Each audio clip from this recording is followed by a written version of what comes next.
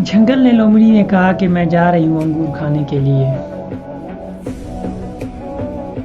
جنگل کے دوسرے جانوروں کو کہہ کے یہ لومڑی نکل پڑی انگوروں کے پیچھے۔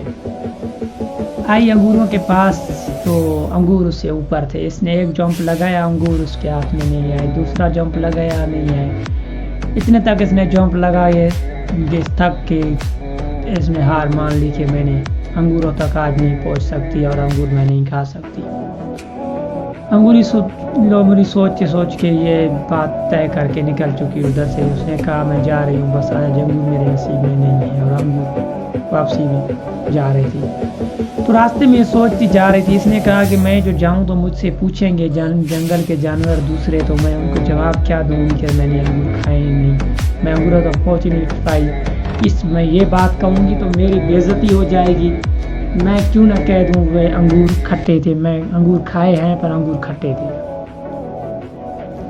چلو لومڑی گئی اپنی جگہ پہ واپسی، اور جانوروں نے پوچھا اس سے، ہاں بھائی بتا انگور کھائے؟ اس نے کہا میں انگور کھا کے آئی اور انگور کھٹے تھے۔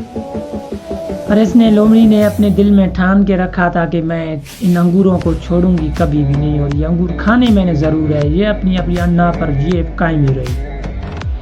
بات ختم ہوئی، کچھ دن گزرے تو یہ لومڑی جو سی پریکٹس کرنے لگی، یہ جمپ لگانے لگی، وہاں سے جمپ لگا رہی تھی جو اس کی حیثیت سے اوپر تھے، اتنے بڑے بڑے جمپ لگا رہی تھی۔ اینڈ ٹائم ہوا کچھ دنوں کے بعد لومڑی جا کے انگوروں کے نیچے کھڑی۔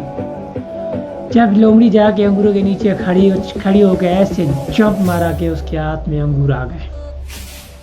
انگور جو آ گئے تو جانتے ہی تو انگور آ گئے، تو انگور کھانے کے بعد کیا ہوا؟ وہ انگور واقعی میں کھٹے تھے جو لومڑی نے کھائے توڑ کے، وہ انگور واقعی میں کھٹے تھے۔ اس کہانی کا مطلب یہی ہے کہ اگر تم مجھ تک پہنچ بھی جاتے ہو تو میں صحیح ثابت دوں گا۔ میری جان، میرا پیچھا کرنا یہ آپ کے بس کی بات نہیں ہے، کیونکہ میں جہاں چلتا ہوں میں اپنے راستے خود بناتا ہوں، میں دوسروں کے بتائے ہوئے راستے پہ میں نہیں چلتا۔ جو مجھ سے تم جل رہے ہو یہ تمہارا جلنا بے وقوفی ہے۔ جس طرح میں نے انگوروں کی کہانی بتائی نا، اس طرح تم مجھ تک پہنچ تو جاؤ گے، فقط میں صحیح ثابت ہوں گا، غلط نہیں، انشاءاللہ۔